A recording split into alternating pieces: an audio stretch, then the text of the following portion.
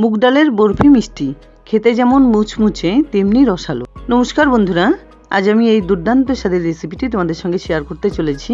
ঘরে থাকা মাত্র 3টি উপকরণ দিয়ে যখন তখন খুব কম সময়ে কিন্তু দুর্দান্ত স্বাদের এই মিষ্টি রেসিপিটি বানিয়ে সবাইকে চমকে দিতে পারো। রেসিপিটি যদি এতটুকুও ভালো লেগে থাকে তাহলে ভিডিওটাকে একটা লাইক দিয়ে আর এরকম নিত্য নতুন রেসিপি পাওয়ার জন্য চ্যানেলটাকে সাবস্ক্রাইব করে নেবার অনুরোধ রইল।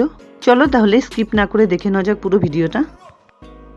এখানে গ্যাস অন করে একটা কড়াইতে দিয়ে দিচ্ছি হাফ কাপ সোনা মুগ ডাল। সোনা মুগ ডাল ছাড়া যে কোনো মুগ ডাল দিয়েও কিন্তু এই রেসিপিটি বানিয়ে নেওয়া যাবে। 2-3 মিনিট সময় ধরে ডালগুলোকে কিন্তু গোল্ডেন ব্রাউন কালার করে ভেজে নিতে হবে। সুন্দর করে ভেজে নেবার পর একটা থালায় সমস্ত ডালগুলোকে তুলে নিচ্ছি। এর আগেও আমার চ্যানেলে শেয়ার করা বিভিন্ন রকম পিঠে পুলি পায়েসের সঙ্গে মুগ পুলি রেসিপিটি তোমাদের খুব ভালো লেগেছিল, তার জন্য অসংখ্য ধন্যবাদ। সেই ভিডিওটার লিংক এই ভিডিওর ডেসক্রিপশন বক্সে আমি দিয়ে দেবো, তোমরা প্লিজ একবার চেক করে নিও। থালাতে নামিয়ে নেবার পর সেই ডালগুলো একটা মিক্সিং গ্রাইন্ডারে তুলে নিচ্ছি আর ঢেলে নেবার পর গ্রাইন্ডারে ঢাকনা লাগিয়ে ডালগুলোকে একটু গ্রাইন্ড করে নিচ্ছি। খুব একটা মিহি গুঁড়ো করে নেবার দরকার নেই, জাস্ট আধ ভাঙ্গা করে নিলেও হবে। দেখতে পাচ্ছ ঠিক এভাবে ডালগুলোকে আমি গুঁড়ো করে নিয়েছি। এবার একটা কড়াইতে দিয়ে দিচ্ছি মেজারিং কাপের 1 কাপ জল। জলটা একটু ফুটে এলে ফ্লেমটাকে লোতে রেখে ভেঙে নেওয়া ডালগুলো মিশিয়ে দিচ্ছি। এবার 1-1.5 মিনিট ধরে ডালগুলোকে জলের সঙ্গে এভাবে কন্টিনিউ নাড়াচাড়া করতে করতে রান্না করে নিতে হবে। কিছুক্ষণ পর ডালটা এরকম একটু ঘন হয়ে এলে মিশিয়ে দিচ্ছি 2 টেবিল স্পুন চিনি আর সঙ্গে হাফ কাপ পরিমাণ নারকেল কোড়া। এবার চিনি আর নারকেল কোড়া খুব ভালোভাবে ডালের সঙ্গে এভাবে মিশিয়ে নিয়ে 1-1.5 মিনিট সময় ধরে খুব ভালোভাবে নাড়াচাড়া করে সুন্দর একটা ডো বানিয়ে নিতে হবে। মুগ ডালের অনেক রকম রেসিপিতে তোমরা বানিয়ে খেয়েছো, আমার এই রেসিপিটি অবশ্যই একবার ট্রাই করার অনুরোধ রইল।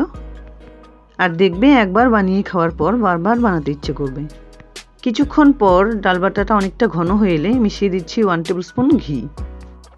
ঘি দেবার পর খুব সুন্দরভাবে ডাল বাটার সঙ্গে ঘিটাকে মিশিয়ে নিতে হবে আর একটু সময় ধরে এটাকে আরেকটু টাইট করে নিতে হবে।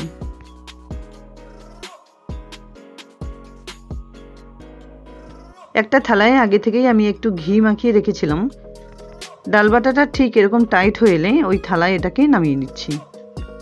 থালায় এভাবে আগে থেকে একটু তেল বা ঘি এভাবে ছড়িয়ে তারপর যদি এটা নামিয়ে নেওয়া যায় তাহলে বরফিগুলো বানিয়ে নেবার পর তুলে নিতে কোনো অসুবিধা হবে না। এবার খুন্তি দিয়ে থালার ঠিক মাঝখানে খুব সুন্দরভাবে এটাকে ছড়িয়ে নিতে হবে।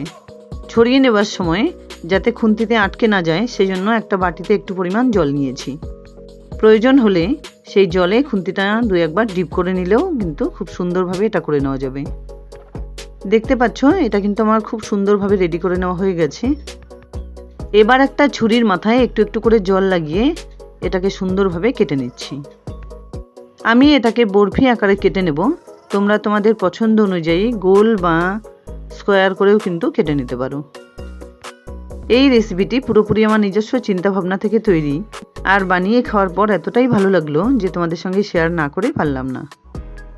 এভাবে সমস্ত ডাল বাটাটা বরফি আকারে কেটে নেবার পর ফ্রিজে মোটামুটি আধ ঘন্টার জন্য রেখে দিতে হবে। তাহলে কিন্তু বরফিগুলো খুব সুন্দরভাবে সেট হয়ে যাবে আর টাইটও হয়ে যাবে। আর এই রেসিপিটি একবার বানিয়ে মোটামুটি 4-5 দিন 7 দিন রেখেও খাওয়া যেতে পারে। বরফিগুলো বানিয়ে নেবার পর আমি ফ্রিজে রেখে দিয়েছিলাম। আধ ঘন্টা পর একবার দেখিয়ে দিচ্ছি, দেখো এগুলো কিন্তু খুব সুন্দরভাবে টাইট হয়ে গেছে। এবারে এই মিষ্টিগুলোর জন্য এখানে আমি একটা রস বা শিরা বানিয়ে নেব। তার জন্য গ্যাস অন করে একটা ফ্রাইং প্যানে আমি দিয়ে দিচ্ছি হাফ কাপ চিনি, মেজারিং কাপের 1 কাপ জল আর সঙ্গে 2টো ফাটিয়ে নেওয়া এলাচ। এবার চিনিগুলোকে জলের সঙ্গে খুব ভালোভাবে মিশিয়ে দিয়ে মোটামুটি 4 থেকে 5 মিনিট সময় ধরে এটাকে জাল করে নিতে হবে। এখানে কিন্তু 1 তার বা 2 তার বিশিষ্ট রস বানিয়ে নেবার দরকার নেই। 1 কাপ জল হাফ কাপ পরিমাণ তৈরি হলেই এই রসটা নামিয়ে নিতে হবে। রসটা কিন্তু আমার এখানে বানিয়ে নেওয়া হয়ে গেছে। এবার এটাকে নামিয়ে একটা কড়াই বসিয়ে দিলাম। কড়াইটা গরম হয়ে এলে বেশ কিছুটা পরিমাণ সাদা তেল আমি দিয়ে দিলাম। সাদা তেলের বদলে এই বরফিগুলো যদি ঘি দিয়ে ভেজে নেওয়া যায় তাহলে কিন্তু খেতে আরও বেশি ভালো লাগবে। আমি এখানে সবার সুবিধার্থে সাদা তেলই ইউজ করলাম। তেলটা বেশ ভালোভাবে গরম করে নেবার পর ফ্লেমটাকে মিডিয়ামে রেখে কয়েকটা বরফি তেলে ছেড়ে দিচ্ছি। একটা সাইড 1-1.5 মিনিট ভেজে নেবার পর খুব সাবধানে উল্টে দিচ্ছি।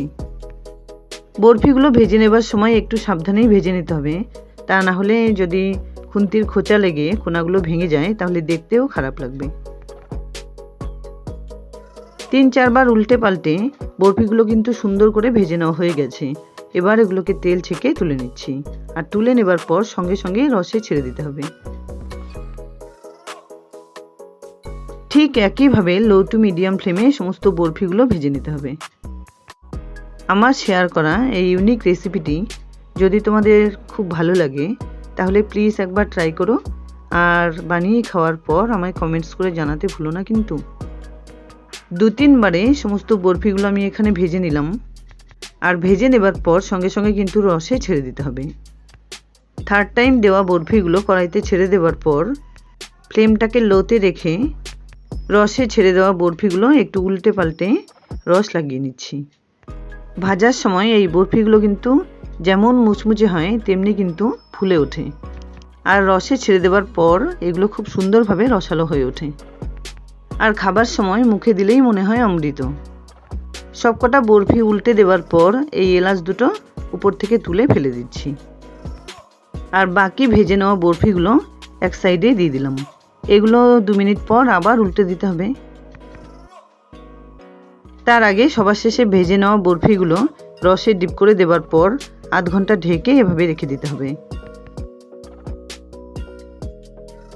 আধ ঘন্টা পর একবার দেখিয়ে দিচ্ছি। দেখো প্রত্যেকটা বরফি মিষ্টি কতটা রসালো হয়েছে এখানে, তাহলে খেতে কতটাই না ভালো লাগবে। বাড়িতে হঠাৎ কোনো গেস্ট এলে তাকে এই মিষ্টি রেসিপিটি বানিয়ে যদি খাওয়ানো যায় তাহলে কিন্তু সে সত্যিই প্রশংসা করবে। এই মিষ্টিটি খাওয়ার সময় তোমরা বুঝতে পারবে মুখে দিলে যেমন মিলিয়ে যাবে আর তেমনি হবে মুচমুচে। একবার কিন্তু অবশ্যই ট্রাই করো। একটা ভেঙে কিন্তু আমি দেখিয়ে দিলাম। যাই হোক, দুর্দান্ত স্বাদের মুগ ডালের বরফি মিষ্টি রেসিপি আমার এখানে রেডি অ্যান্ড সার্ভড। আশা করছি বন্ধুরা আমার এই রেসিপিটি তোমাদের খুব পছন্দ হয়েছে। যদি এতটুকুও ভালো লেগে থাকে তাহলে প্লিজ ভিডিওটাকে একটা লাইক করো, শেয়ার করো ফ্যামিলি ফ্রেন্ডসদের সঙ্গে, আর আমার চ্যানেলে নতুন বন্ধু হয়ে থাকলে প্লিজ চ্যানেলটাকে সাবস্ক্রাইব করে পাশে থাকা বেল আইকনটা অলে করে দিও, যাতে আমার আপলোড করা সমস্ত ভিডিওর নোটিফিকেশন সবার আগে তোমাদের কাছে পৌঁছে যায়। দেখা হচ্ছে নতুন কোনো রেসিপি নিয়ে। ভালো থেকো, ধন্যবাদ।